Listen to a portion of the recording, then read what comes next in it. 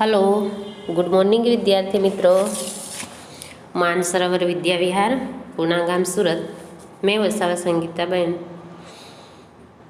ધોરણ 8, વિષય સંસ્કૃત. તો વિદ્યાર્થી મિત્રો, આપણે 1 થી 4 એકમ જોઈ ગયા. એમાં તમને સમજ પડી ગઈ હશે. અનુવાદ કરાવ્યું, શબ્દાર્થ સમજાવ્યા તમને, સ્વાધ્યાય આખું પૂરું સમજાવ્યું, પ્રશ્નોના જવાબ સમજાવ્યા. એટલે તમે વ્યવસ્થિત કરી ગયા હશે. હવે પછી આપણે 5મો ચેપ્ટર આવ્યો છે, એકમ 5. અને એકમનું નામ શું છે? પ્રભાત વર્ણનમ.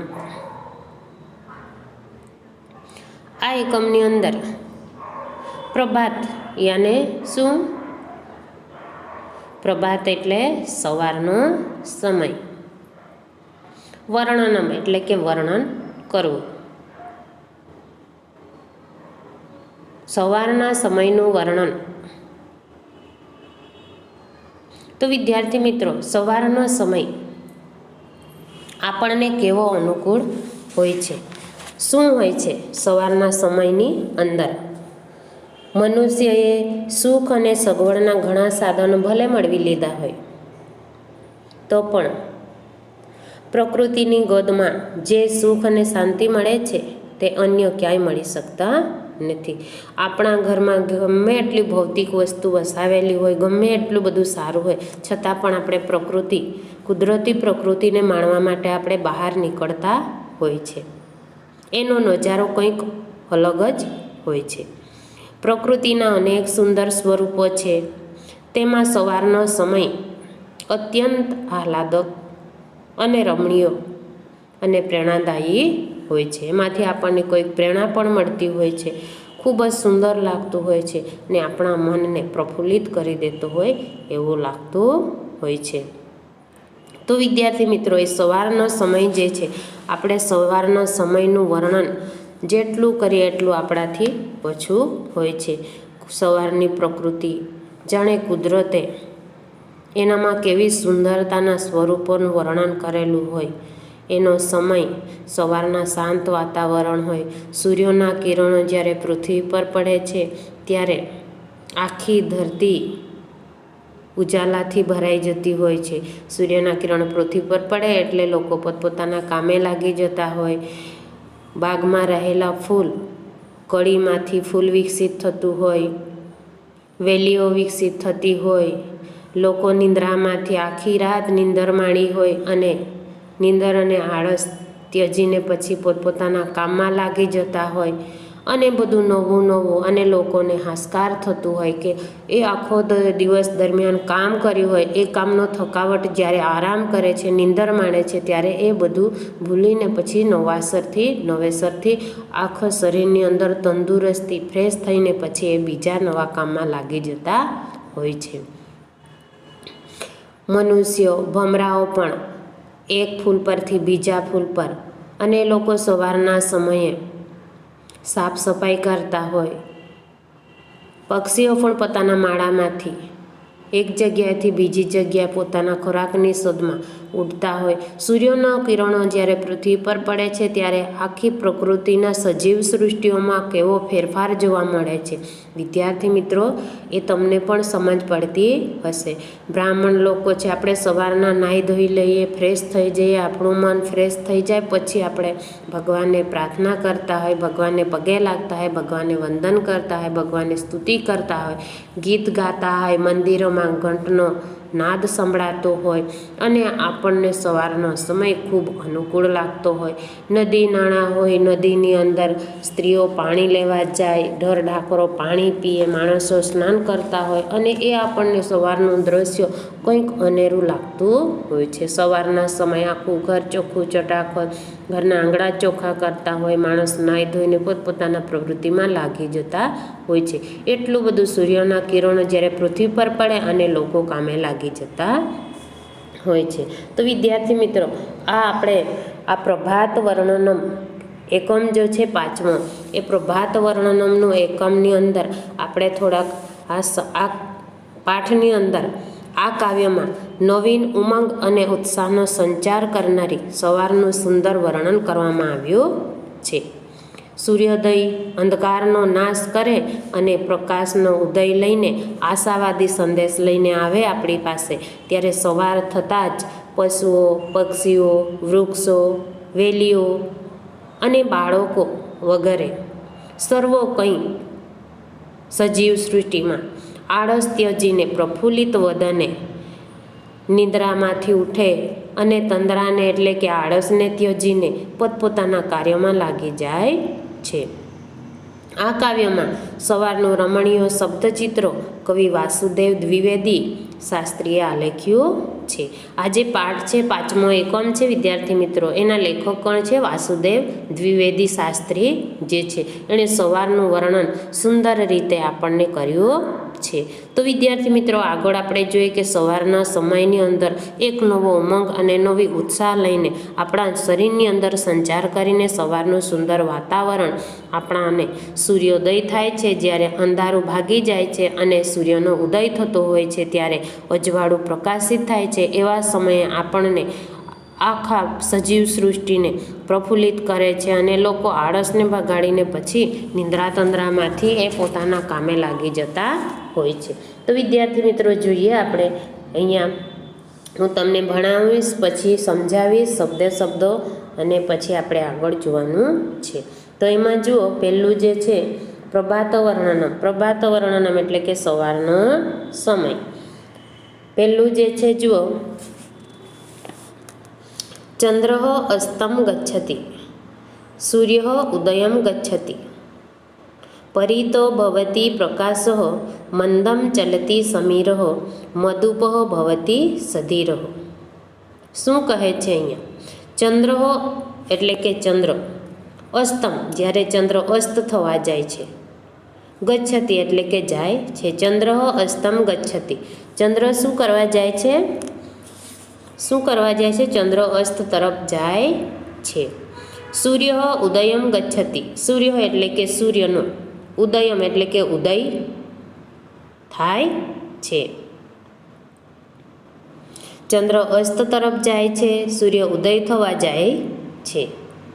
પરિતો ભવતી પ્રકાશ, પરિતો, પરિતો એટલે ચારે બાજુ. ચારે બાજુ શું થાય છે મિત્રો? ચારે બાજુ ભવતી એટલે કે થાય છે પ્રકાશ. જ્યારે સૂર્ય, ચંદ્ર અસ્ત થઈ જાય છે અને સૂર્યનો ઉદય થાય છે, જ્યારે અંધારી રાત છે એ પૂરી થાય છે અને સૂર્ય ઉગે છે ત્યારે અજવાળું લઈને જ્યારે સૂર્યના કિરણો પૃથ્વી પર પડે છે, ત્યારે ચારે બાજુ અજવાળું ને અજવાળું થઈ જાય છે. પરિતો ભવતી પ્રકાશ એટલે કે ચારે બાજુ પ્રકાશ થાય છે. મંદમ ચલતી સમીર, મંદમ એટલે કે ધીમેથી, ચલતી એટલે કે ચાલે છે, સમીર એટલે કે પવન, અને સવારના સમયે પવન પણ ધીમે ધીમે ચાલે છે, વાય છે. મધુપો ભવતી સધીરો, મધુપો એટલે કે ભમરા, સધીરો એટલે કે ધીરજવાળું, ભવતી એટલે કે થાય છે, ભમરા પણ ધીરજવાળા થાય છે. ધીમો પવન વહે છે અને ભમરો ધૈર્યયુક્ત બને છે. હવે તમને આ પહેલા ફકરાની અંદર મેં સમજાવ્યું, એમાં સમજ પડી બેટા?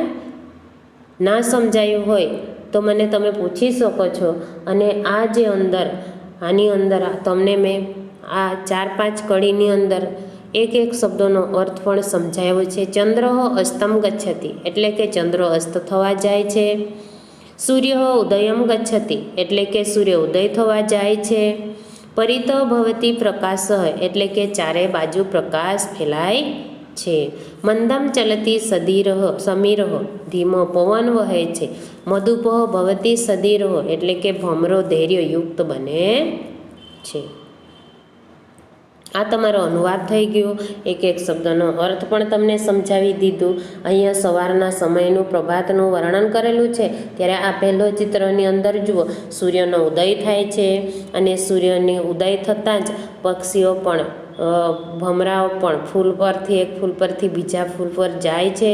પક્ષીઓ પણ માળામાંથી પોતપોતાને સ્થાને પહોંચતા હોય છે, જ્યાં જવાનું હોય છે ત્યાં. એટલે આ પહેલાં દ્રશ્યોની અંદર આપણને જોવા મળ્યું છે. હવે આપણે જોઈએ બીજો ફકરો. બીજા ફકરાની અંદર શું છે વિદ્યાર્થી મિત્રો તે જોઈએ આપણે.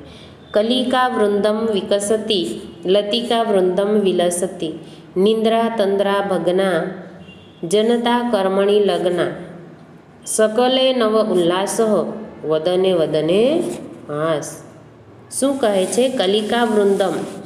કલિકા વૃંદમ એટલે કે કળીઓનો સમૂહ. કળીઓનો સમૂહ એટલે શું વિદ્યાર્થી મિત્રો? કળી એટલે કે ફૂલ.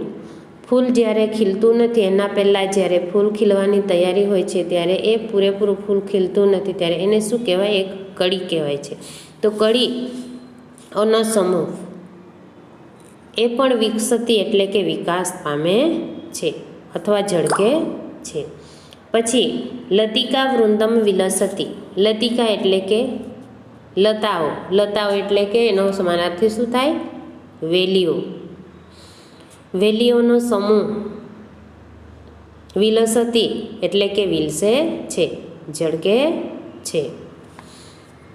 સવારના સમયે કલિકા વૃંદમ વિકસતી એટલે કે કળીઓનો સમૂહનો પણ વિકાસ થાય છે. વિકસતી એટલે કે વિકસે છે અથવા ખીલે છે. કળીમાંથી ફૂલ ખીલે છે એનો પણ વિકાસ થાય છે સવારના સમય. જ્યારે પૃથ્વી પર સૂર્યના કિરણો પૃથ્વી પર પડે છે ત્યારે શું શું પરિવર્તન થાય છે પૃથ્વી પર એ આપણને બતાવેલું છે. તો કલિકા વૃંદમ એટલે કે કળીમાંથી ફૂલ વિકસે છે. લતિકા વૃંદમ વિલસતી અને વેલીઓનો સમૂહ પણ ઝળકે છે અથવા એમાં પણ વિકાસ પામે છે, વિકસિત થાય છે. પછી જુઓ આગળ. નિંદ્રા તંદ્રા ભગ્ના. નિંદ્રા એટલે કે નીંદ અથવા ઊંઘ. તંદ્રા એટલે કે આળસ. ભગ્ના એટલે કે તૂટી ગઈ છે, દૂર થઈ ગઈ છે. આપણે જ્યારે સવારના સમયે ઉઠીએ છીએ પથારીમાંથી, આખી રાત નીંદર માણીને જ્યારે ઉઠીએ છીએ સવારે ત્યારે આપણા શરીરમાંથી નિંદ્રા જતી રહે છે, ઊંઘ જતી રહે છે અને આળસ પણ જતી રહે છે અને આપણે પછી આળસ અને નિંદ્રાને ભગાડીને આપણે કામે લાગીએ છીએ. તો કહે છે કે નિંદ્રા તંદ્રા ભગ્ના. નિંદ્રા એટલે કે ઊંઘ અને તંદ્રા એટલે કે આળસ અને ભગ્ના એટલે કે ભાંગી જાય છે અથવા દૂર થઈ જાય છે સવારના સમયે. પછી આવે છે જનતા કર્મણિ લગ્ના. જનતા એટલે કે લોકો, જન અથવા જનતા. લોકો કર્મણિ એટલે કે કામકાજે લાગી જાય છે. લગ્ન એટલે કે લાગી જાય છે અથવા લાગી ગયા છે. સવારનો સમય થયો છે. કળીઓ પણ પોતપોતાની કળીમાંથી ફૂલને વિકસિત કરે છે. વેલીઓ પણ એમાં પણ વેલીઓના ઝુંડમાં પણ એનો વિકાસ થતો જોવા મળે છે અને લોકો આળસમાંથી ઊંઘમાંથી ઉઠે છે, આળસને ભગાડે છે અને આળસ તૂટી જાય છે. જનતા કર્મણિ લગ્ન અને લોકો પણ પોતપોતાના કામે લાગી ગયા છે. સકલે નવ ઉલ્લાસ. સકલે એટલે કે બધે જ, સર્વત્ર. નવો એટલે કે નવો આનંદ, ઉલ્લાસ લઈને. વદને વદને હાસ. વદને એટલે કે મુખ પર, પ્રત્યેકના મુખ પર. વદને વદને એટલે કે પ્રત્યેક એટલે કે દરેક માણસના મુખ પર. હાસ એટલે કે હાસ્ય છે. શા માટે હાસ્ય છે? એ આળસને ભગાડે છે, ઊંઘમાંથી ઊંઘને ભગાડે છે, આળસને ભગાડે છે અને પછી પોતપોતાના કામે લાગી જાય છે ત્યારે લોકો શું કરે છે? ઉલ્લાસ. સકલ ઉલ્લાસ. સકલ એટલે કે બધે જ, સર્વત્ર ઉલ્લાસ, ખુશી જોવા મળે છે અને નવો ઉલ્લાસ લઈને પ્રત્યેક લોકોના મુખે હાસ્ય હોય છે.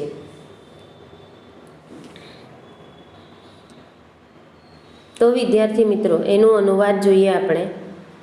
કલિકા વૃંદમ વિકસતી. બીજા ફકરાની અંદર કળીઓનો સમૂહ કલિકા વૃંદમ વિકસતી એટલે કે કળીઓનો સમુદાય ખીલે છે. લતિકા વૃંદમ વિલસતી એટલે કે લતાઓનો સમૂહ, વેલીઓનો સમૂહ ઝળકે છે. નિંદ્રા તંદ્રા ભગ્નાહ એટલે કે ઊંઘ અને આળસ દૂર થાય છે. જનતા કર્મણિ લગ્ના એટલે કે લોકો પોતપોતાના કામમાં લાગી ગયા છે. સકલે નવ ઉલ્લાસ. સર્વત્રે એટલે કે બધે જ નવો આનંદ છે. અને વદને વદને હાસ, એટલે કે પ્રત્યેકના મુખ પર હાસ્ય જોવા મળે છે. તો આ થયું તમારા બીજા ફકરાનું અનુવાદ. આગળ જોઈએ વિદ્યાર્થી મિત્રો, ત્રીજા ફકરાની અંદર જો સવારના સમયે કળીઓ શું કરે છે, વેલીઓ શું કરે છે. લોકો પોતપોતાના કામે સવારે ઉઠે એટલે સાફ સફાઈનું કામકાજ કરતા હોય છે. પછી આપણે ત્રીજા ફકરાના અંદર જોઈએ, ત્રીજા ફકરાની અંદર શું કહે છે તે જુઓ. પથી પથી જન સંચાર નુપુર રવ ઝંકાર વિપટે વિટોપે ખગકુલ રવો ચરિતુમ ચલિતા ગાવો. ચરિતુમ ચલિતા ગાવો એટલે પથી પથી, પથ એટલે કે માર્ગ, દરેક માર્ગ પર, દરેક રસ્તા ઉપર, જનસંચાર એટલે કે લોકોની અવર જવર ચાલુ થઈ જાય છે. સવારનો સમય થાય છે, સૂર્યના કિરણો પૃથ્વી પર પડે છે, લોકો આળસને ભગાડી દે છે, ઊંઘને પણ ભગાડી દે છે અને પોતપોતાના કામે લાગી જાય છે. અને લોકોના રસ્તા રસ્તા પર લોકોનો જનસંચાર એટલે કે લોકોની અવર જવર વધી જતી હોય છે. વિટોપે ખોગો કુલરવો, વિટોપે એટલે વૃક્ષની ડાળીઓ પર, ખગ એટલે કે પક્ષી, કુલરવો એટલે કે કલરવ કરે છે. પક્ષીઓનો અવાજ શું થાય છે? અરે નુપુર રવ ઝંકાર, નુપુર એટલે કે ઝાંઝરનો અવાજ, રણકાર કે ઝંકાર કહેવાય. નુપુર એટલે કે ઝાંઝર, રવ એટલે અવાજ અને ઝંકાર, ઝંકાર એટલે કે ઝાંઝરનો અવાજનો ઝંકાર, ઝુમ ઝુમ ઝુમ જેવો અવાજ આવે છે એને ઝંકાર કહેવાય છે. તો નુપુર રવ ઝંકાર, નુપુર એટલે કે ઝાંઝર, રવ એટલે કે અવાજ અને ઝંકાર એટલે કે ઝણકાર, રણકાર કહેવાય તે.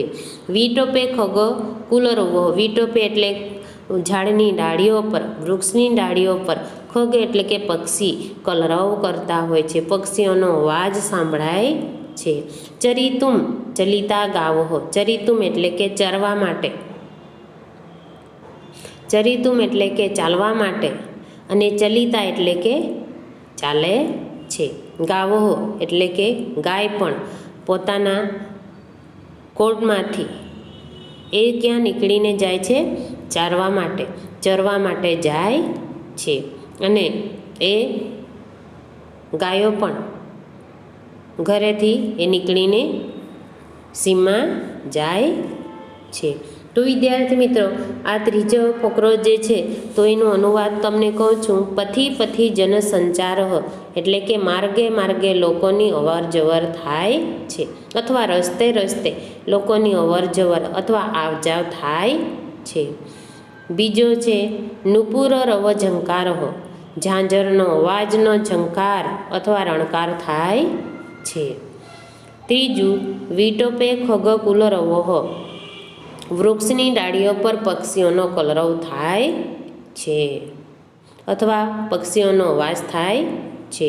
ચરિતુમ ચલિતા ગાવો, ગાયો ચરવા માટે જઈ રહી છે અથવા ચાલી રહી છે. તો હવે આ 3 ફકરા આપણા થઈ ગયા. હવે ચોથો ફકરો જે છે વિદ્યાર્થી મિત્રો, ચોથો ફકરો પેજ નંબર 15 પર જુઓ.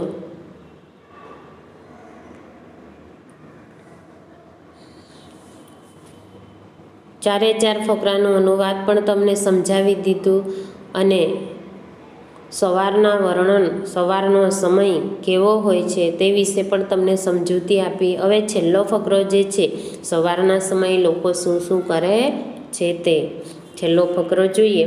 હસ્તે હસ્તે પત્રમ વદને વદને સ્તત્રમ ખેલતી બાલક વૃંદમ ગીતમ ગાયમ ગાયમ.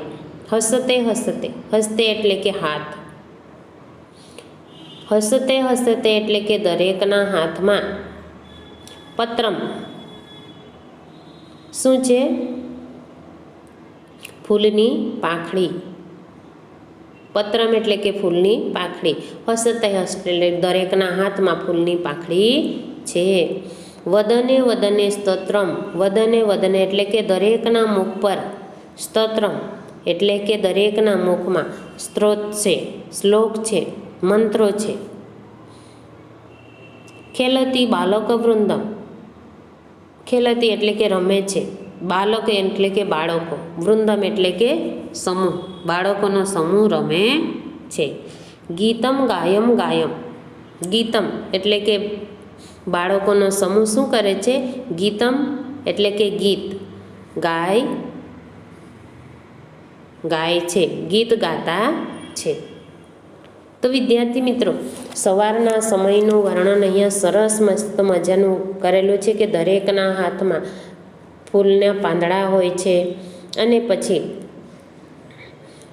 દરેકના મુખમાં સ્ત્રોત હોય છે, મંત્રો હોય છે અને બાળકો પણ એ સમયે બાળકોના સમૂહમાં રમતા હોય છે અને રમતા રમતા ગીત ગાતા હોય છે.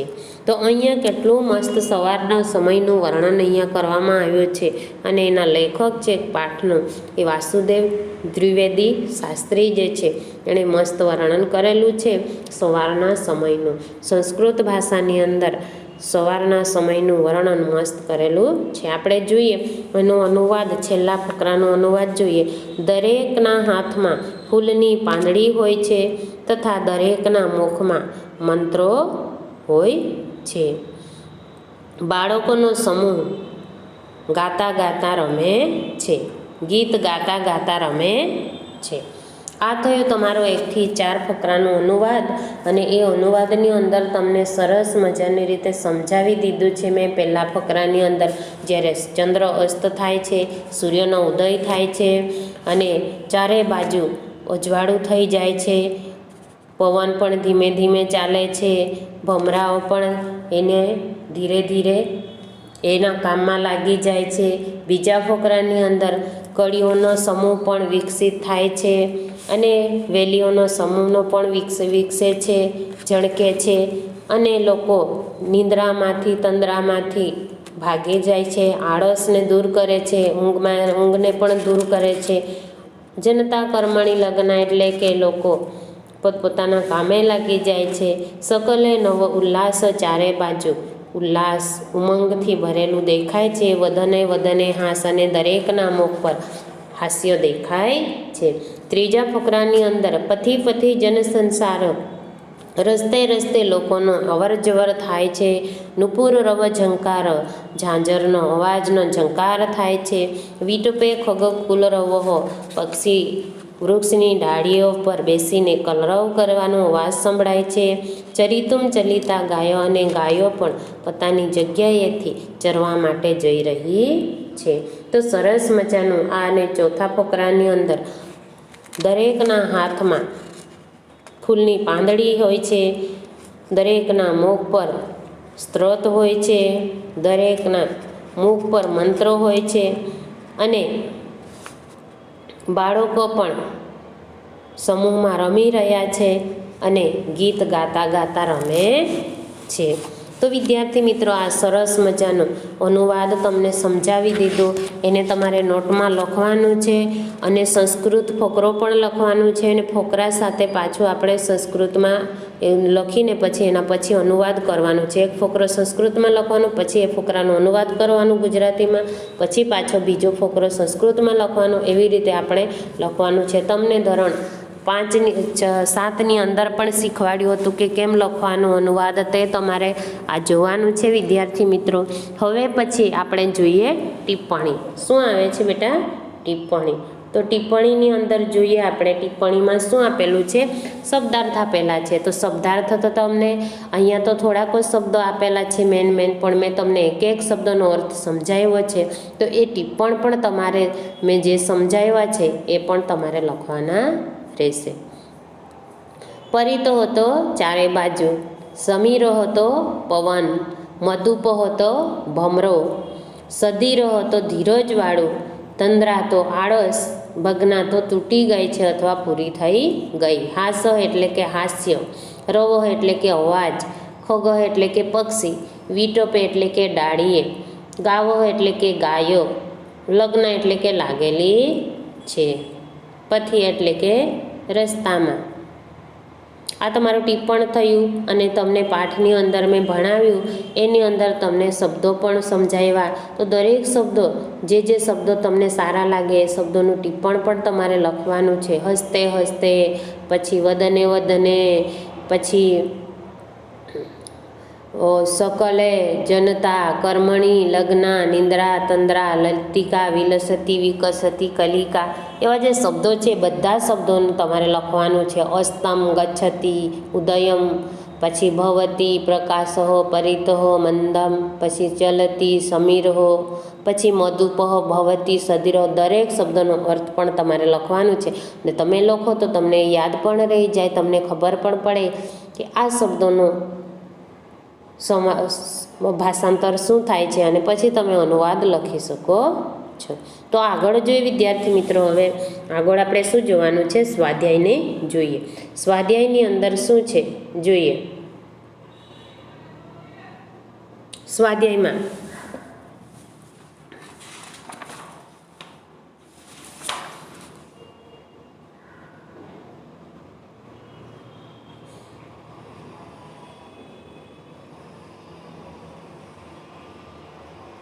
આપણે અહીંથી આ પાઠને સમજાવી દીધો અને એ સમજૂતી પણ તમને સમજ પડી ગઈ હશે. તો વિદ્યાર્થી મિત્રો, હવે આપણે આટલો પાઠ ભણાવી દીધો, પછી તમને હું આવતા પિરિયડની અંદર, આવતા વિડીયોમાં તમને હું સ્વાધ્યાય વિશે સમજૂતી આપીશ.